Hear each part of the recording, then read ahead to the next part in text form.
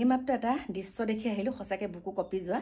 কথাটো হৈছে এজন শিক্ষক আৰু এগৰাকী বোৱাৰী। তেওঁলোকৰ যিটো অন্তৰংগ মুহূৰ্ত দেখা পালোঁ নহয়, আপোনালোকক নকৈ নোৱাৰিলোঁ অন্তৰংগ মুহূৰ্ত। আৰু আমি সেই অন্তৰংগ মুহূৰ্তটো দেখাৰ পিছত আমাৰ মনত কেনেকুৱা এটা ভাৱ জাগিছে।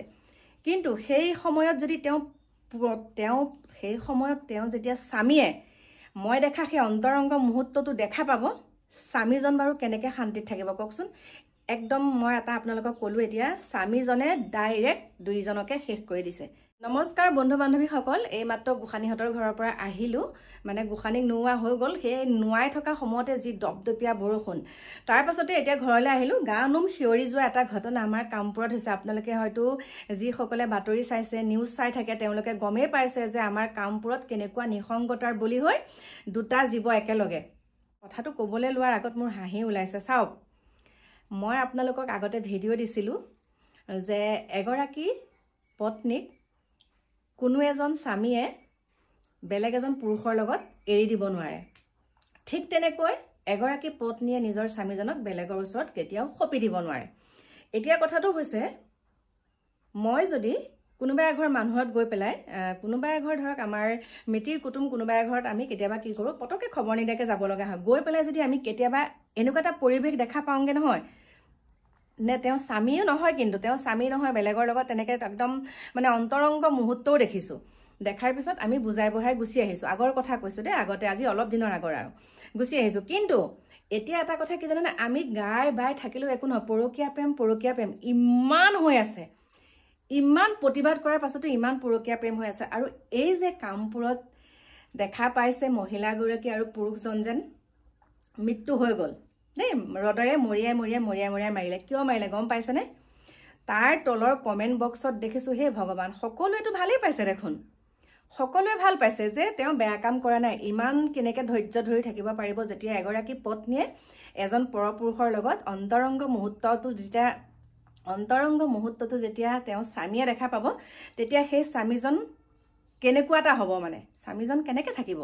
গতিকে তেওঁ যিটো সিদ্ধান্ত লৈছে, বহুত ভাল সিদ্ধান্ত লৈছে।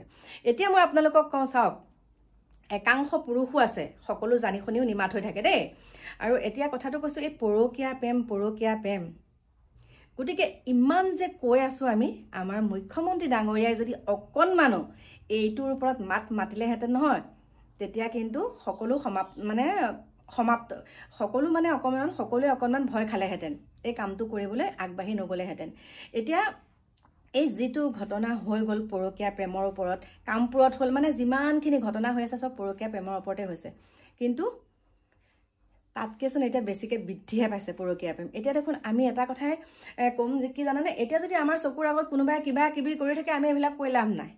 মই কথা এটা কৈছোঁ, আমি ক'ৰবাত গ'লোঁ, কিবা এটা দেখিলোঁ, কোনোবা এজনী বোৱাৰীয়ে কোনোবা এজন যুৱকক ভাল পাই থকা দেখিলোঁ, সেইটোক লৈ আমি এতিয়া মাত মতাৰ কোনো অধিকাৰ আমাৰ নাই। কাৰণ এইটো এতিয়া আমাৰ মুখ্যমন্ত্ৰীয়ে হাত দাঙি দিয়া, মুখ্যমন্ত্ৰীয়ে মানে হাত উজান দিয়া নিচিনাই, কৰি থাক পৰকীয়া প্ৰেম, একো নাই, কৰি থাক, পৰকীয়া প্ৰেমহে কৰিছে, এনেকুৱাহে হৈছে, হৈ থাকক। গতিকে এই যে যিটো কাম কৰিলে কামপুৰত, বহুতে মানে 100% ভাল পাইছে, 100% মানুহে ভাল পাইছে যে এইটো বহুত ভাল কাম কৰিছে, একদম শেষ কৰি পেলাইছে। গতিকে আপোনালোকো সাৱধান হ'ব, যিসকলে এই কামটোত লিপ্ত হৈ আছে, সাৱধান, নহ'লে কামপুৰৰ ঘটনাটো আকৌ হ'ব, যে কামপুৰত যিটো ঘটনা হৈছে আকৌ সেই একেই হ'বলৈ গৈ আছে। গতিকে পৰকীয়া প্ৰেম বোৱাৰী লাভাৰ সকলক কৈছোঁ, একাংশ বোৱাৰী লাভাৰক কৈছোঁ, বোৱাৰী ভাল পোৱাৰ আগতে 100বাৰ চিন্তা কৰিব লাগে। এই যে বোৱাৰীক যে ভাল পায়, যুৱকেই হওক বা বিবাহিত পুৰুষেই হওক বা অবিবাহিত যুৱকেই হওক, বোৱাৰী প্ৰেমত যে পৰে, কেতিয়াবা এই 100 মানে 20% মানুহেহে তেনেকৈ নিয়ে আৰু বিয়া পাতে, বাকী চলি থাকে আৰু কামটো, বাকীটো এনেকেই থাকে, কেতিয়াওতো স্বীকৃতি নিদিয়ে যে এগৰাকীকে বিয়া পাতিছোঁ বুলি। গতিকে এই পৰকীয়া প্ৰেমৰ ওপৰত একদম সঁচাকৈ কঠোৰ আইন মুখ্যমন্ত্ৰী ডাঙৰীয়াই কৰক, মুখ্যমন্ত্ৰী ডাঙৰীয়াই কঠোৰ আইন এখন দিয়ক, নহ'লে একদম আমাৰ আজিকালি যিটো পৰকীয়া প্ৰেমৰ প্ৰকোপত আমি গাই বাই থাকিলে লাভ নাই। আমাৰ মানে একদম আশে পাশে চবতে আমাৰ ইয়াত বুলিয়ে নহয় বা য'ত হৈছে ঘটনা তাতেই নহয়, প্ৰত্যেকখন গাঁৱতে কিছুমান থকা নিচিনা, প্ৰত্যেকখন গাঁৱতে এনেকুৱা ঘটনা আছে। আৰু যেতিয়া ভিডিঅ'সমূহ দিওঁ তাৰ তলতে লিখে আমি ভুক্তভোগী, আমাৰ স্বামীজনে আমুকক ভাল পাই আছে, আমি একো ক'ব নোৱাৰো, কৰিলে আমাক মাৰিবলৈ বিচাৰে, আমুকহে তামুকহে তামুকহে তামুকহে তামুকহে বহুত।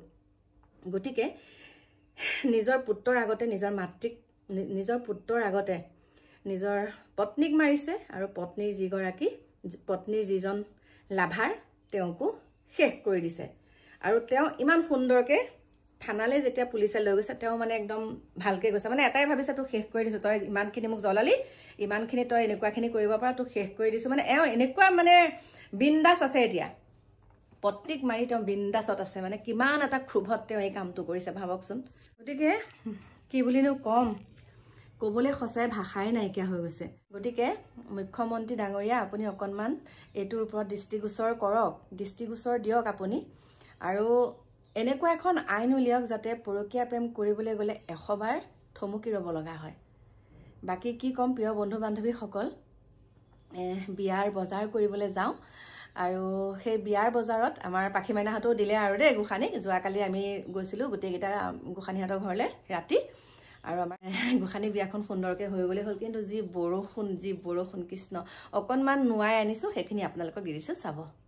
নমস্কাৰ বন্ধু বান্ধৱীসকল, দেখা পাইছে আহি পালোহি বিয়া ঘৰ, একে উদুলি মুদুলি। এইফালে একদম এয়া ৰুম খালী কৰি দিয়া গৈছে, এইটো একদম হল টাইপত আছিলে, এইটো চাওক ৰুম খালী, কাৰণ আজি 4 দিনীয়া গা ধোৱা যে, একদম বৰষুণ এপিনে কিন কিন কিন কিন কৰিয়ে আছে এইফালে, আৰু এফালে আমাৰ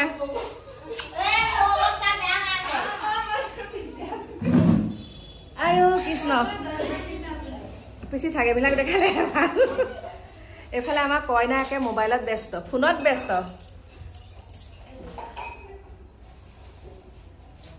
অ' মমি মই এইফালে চোৱাই নাই, এইফালে আহি গ'ল। আয়ো আয়ো, এয়া কি, এইটো কি, এইটো কি, হা? অঁ কি এইটো?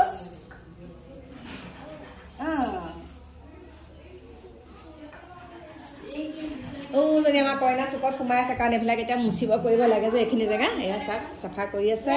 এইফালে মাহ হালধি পিচি আছে।